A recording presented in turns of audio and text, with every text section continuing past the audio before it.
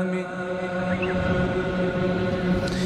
الله الذي خلق السماوات والأرض وأنزل من السماء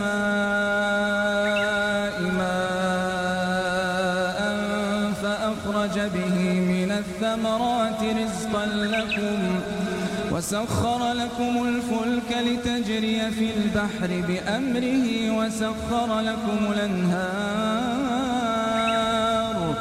وسخر لكم الشمس والقمر دائبين وسخر لكم الليل والنهار وآتاكم من كل ما سألتموه وإن تعدوا نعمة الله لا تحصوها إن الإنسان لظلوم كفار.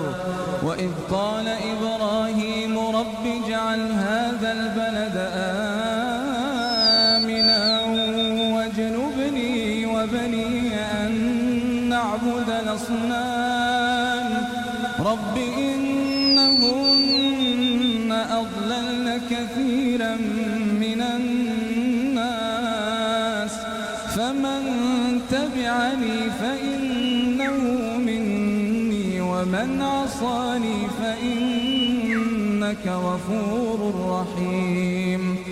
ربنا